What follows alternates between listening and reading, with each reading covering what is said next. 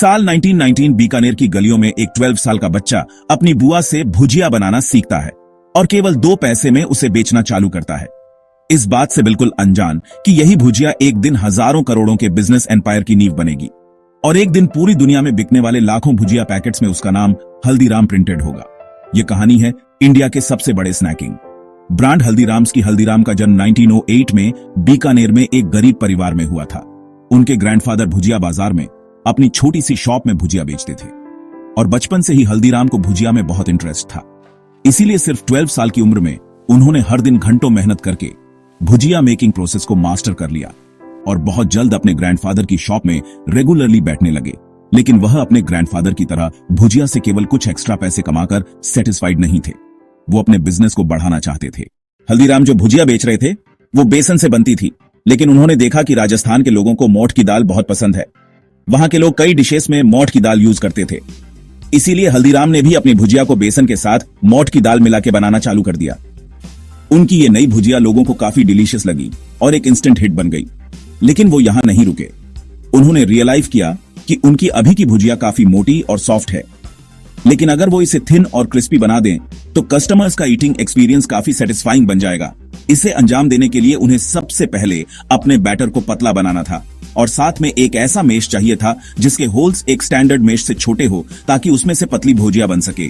उन्होंने मार्केट में कई मैश मेकर्स के साथ लगकर एक परफेक्ट मेश बनवाया और अपने बैटर के कई आइटम्स भी ट्राई किए। फाइनली कई महीनों की एक्सपेरिमेंटेशन के बाद उन्होंने एक परफेक्टली थिन और क्रिस्पी भुजिया बना ली। इस नई भुजिया ने सेल्स को एक्सपोनेंशियली बढ़ा दिया। लेकिन हल्दीराम का इनोवेशन केवल भुजिया की रेसिपी तक लिमिटेड नहीं था। टर्न्स आउट कि हल्दीराम सीक्रेट एक ब्रांडिंग जीनियस भी थे। मार्केट में ऐसी कई और दुकानें थीं जो भुजिया बेचती थी, लेकिन हल्दीराम चाहते थे कि कस्टमर्स के दिमाग में उनकी भुजिया की इंपॉर्टेंस एक नॉर्मल भुजिया से कई गुना ज्यादा हो। हल्दीराम को पता था कि महाराजा दंग सिंह बीकानेर के सबसे पॉपुलर महाराजा रहे थे और लोग उन्हें बहुत रिस्पेक्ट करते थे। इसीलिए हल्दीराम ने अपनी भुजिया का नाम महाराजा दंग सिंह के नाम पे दंग सेव रख दिया। महाराजा के नाम से उनकी भुजिया बाकी सब भी नॉर्मल भुजिया से डिफरेंशिएबल गई। इस नई ब्रांडिंग के साथ उन्होंने प्राइसेस भी बढ़ा दिए और कस्टमर्स ने उस प्राइस को खुशी खुशी एक्सेप्ट भी कर लिया। हल्दीराम का बिजनेस अच्छा खासा एस्टेब्लिश हो गया था। 1944 में उनकी लाइफ में एक ट्विस्ट आया। हल्दीराम को घर छोड़कर अलग होना पड़ा और बिजनेस से भी अलग कर दिया गया। वो रातों रात अपनी फैमिली के साथ सड़क पे आ गए। हल्दीराम ने काम ढूंढना शुरू किया। तभी उन्हें बचपन का दोस्त मिला और यही हल्दीराम के लिए लाइफलाइन साबित हुए। उन्होंने एक छोटा सा घर रेंट पे लिया और मूंग दाल का बिजनेस करने का फैसला लिया। मूंग दाल के साथ भुजिया भी बेचना शुरू कर दिया। उनकी दुकान में लोगों की लाइन लगने लगी और हल्दीराम फिर से लोकल भुजिया किंग बन गए। अगले कुछ सालों में हल्दीराम ने केवल इसी दुकान को ग्रो करने में पूरा फोकस किया। लेकिन फिर 1950 सच में कुछ ऐसा हुआ जो उनके लिए एक बहुत बड़ा टर्निंग पॉइंट साबित हुआ। हल्दीराम अपने एक दोस्त की बेटी की शादी में कोलकाता गए थे।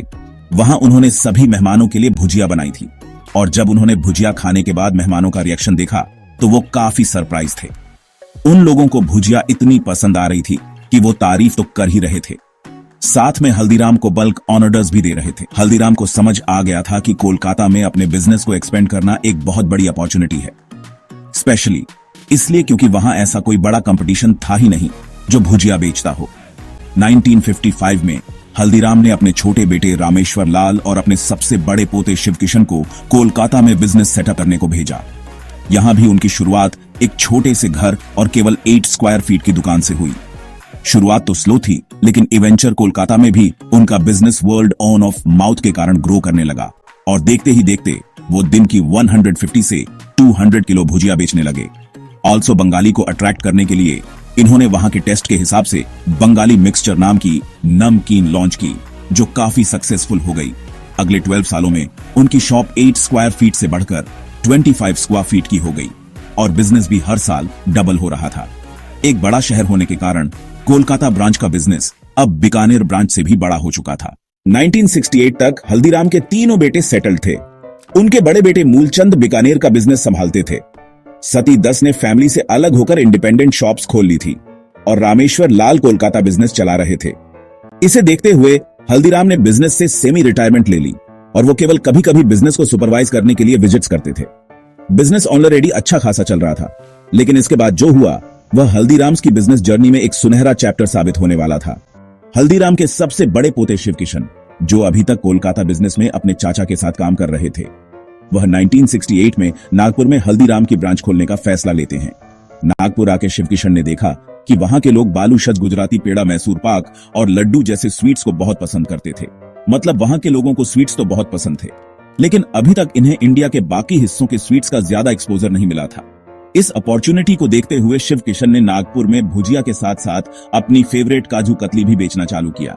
स्टार्टिंग में कस्टमर उसे खरीदने में हेजिन थे, इसलिए शिवकिशन अपने कस्टमर्स को फ्री सैंपल्स ऑफर करने लगे। एक बार टेस्ट करते ही लोग काजू कतली के दीवाने होने लगे और डिमांड स्काई रॉकेट कर गई।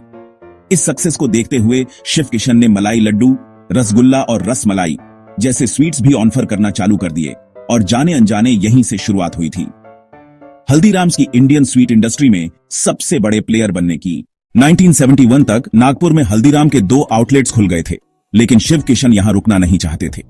एक दिन शिवकिशन कीर्ति नाम के रेस्टोरेंट में गए, जिसने उनकी आंखें खोल दी। वो रेस्टोरेंट केवल डोसा और लस्सी ऑफर करता था और वहां हमेशा कस्टमर्स की भीड़ लगी रहती थी। यहीं से शिवकिशन को आइडिया आया। हल्दीराम्स को एक शॉप से एक रेस्टोरेंट में बदलने का मार्केट को समझने पे उन्हें पता चला कि महाराष्ट्र में लोगों को साउथ इंडियन डिशेस जैसे डोसा और इडली बहुत पसंद है। अब वो तो अपने रेस्टोरेंट में बीकानेर के पॉपुलर स्नैक्स जैसे समोसा और कचौड़ी ऑफर करना चाहते थे, लेकिन उससे पहले उन्हें कस्टमर्स को अपने रेस्टोरेंट तक लाना था। इसीलिए उन्होंने शुरुआत उन्हीं डिशेस से करी जिनकी डिमांड थी, यानी डोसा और इडली। शिवकिशन ने एक 30 सीटर रेस्टोरेंट खोला और बहुत जल्द उनके रेस्टोरेंट की सारी सीट्स ऑक्यूपाइड रहने लगी। इसे देखते हुए उन्होंने अपनी सीटिंग कैपेसिटी डबल कर दी और मेन्यू में समोसा और कचौड़ी भी ऐड कर दिया, जो कस्टमर्स डोसा और इडली खाने आते थे। शिवकिशन उन्हें समोसा और कचौड़ी ट्राई करने को कहते थे और जैसा काजू कतली के समय हुआ था, सेम वैसा ही अब हुआ। एक बार कस्टमर ने समोसा कचौड़ी टेस्ट कर ली तो उनमें से ज्यादातर लोग उनके रेगुलर कंज्यूमर्स बन गए। अगले कुछ सालों में नागपुर में हल्दीराम्स के मल्टीपल आउटलेट्स खुल चुके थे और इसी के चलते हल्दीराम्स नागपुर में केवल एक भुजिया बिजनेस से बढ़कर एक इंडियन स्नैक्स, स्वीट्स और रेस्टोरेंट बिजनेस में बदल चुका था। 1975 में कोलकाता ब्रांच के रमेश्वर लाल ने स्वतंत्र होने का फैसला किया और यह सहमति बनी कि वे पश्चिम बंगाल के बाहर कारोबार नहीं करेंगे। शिवकिशन हल्दीराम्स को दिल्ली तक फैलाना चाहते थे ताकि इसे एक राष्ट्रीय ब्रांड बनाया जा सके। 1982 में मनोहर लाल अपने छोटे भाई मधुसूदन के साथ दिल्ली आए।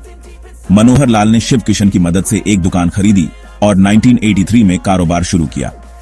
1984 के दंगों में मनोहर लाल की वर्कशॉप और घर जल गए, जिससे कारोबार ठप हो गया, लेकिन मनोहर लाल ने हार नहीं मानी। उन्होंने आर्थिक मदद ली और एक नई वर्कशॉप लेकर फिर से कारोबार शुरू किया। अगले कुछ वर्षों में उन्होंने अपनी वर्कशॉप का विस्तार किया और एक नई फैक्ट्री स्थापित की। उन्होंने देखा कि लिबरलाइजेशन के बाद पेप्सी को रेडी तो ड्रिंक मार्केट में ला रहे थे, लेकिन उस समय कोई भी ब्रांड इंडियन स्नैक्स को लॉन्ग सेल्फ लाइफ वाली पैकेजिंग में नहीं बेच रहा था। इसी अपॉर्चुनिटी को देखते हुए हल्दीराम्स ने सबसे पहले अपनी बीकानेरी भुजिया और आलू भुजिया जैसे प्रोडक्ट्स को नाइट्रोजन पैकेजिंग में बेचना चालू किया, जिससे इनके शेल्फ लाइफ कुछ दिनों से बढ़कर कुछ महीनों तक पहुंच गई। इस नई पैकेजिंग के कारण हल्दीराम्स का बिजनेस अब नागपुर या दिल्ली तक लिमिटेड नहीं था। अब लोग इंडिया के छोटे से छोटे शहर में हल्दीराम्स की भुजिया खरीद सकते थे। लॉन्च के बाद कस्टमर्स ने इन प्रोडक्ट्स को बहुत अच्छा रिस्पांस दिया और इसीलिए हल्दीराम्स ने अपने पैकेज्ड फूड सेगमेंट में रसगुल्ला, सोन पापड़ी, पिकल्स, कचौड़ी और इवन भी तेल पूड़ी में डाइवर्सिफाई किया। देखते ही देखते हल्दीराम्स ने 400 से ज्यादा पैकेज फूड आइटम्स बेचना चालू कर दिए। अलग अलग परचेसिंग पावर वाले कंज्यूमर्स को टारगेट करने के लिए इन्होंने अलग अलग पैक साइजेस में अपने प्रोडक्ट्स ऑफर किए। जैसे इनके कई प्रोडक्ट्स का छोटा पैक केवल 5 रुपये में मिल जाता है। हल्दीराम्स ने 100 से ज्यादा डिस्ट्रीब्यूटर्स और लाखों रिटेलर्स को ऑन बोर्ड किया।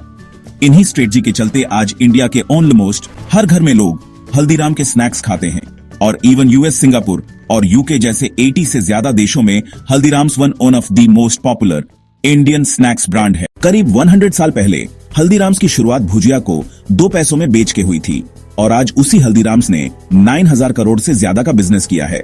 हल्दीराम्स की कहानी यह प्रूव करती है कि कस्टमर्स को डिलाइट करके, लगातार प्रोडक्ट्स को इनोवेट करके और समय के साथ खुद को बदल के कितना भी बड़ा बिजनेस बनाया जा सकता है, चाहे शुरुआत कितनी ही छोटी क्यों ना हो। अगर आपको ये वीडियो अच्छी लगी तो इसे दिल से लाइक करें और उन लोगों तक जरूर पहुंचाएं जो छोटे सपनों से बड़ा सफर तय करना चाहते हैं।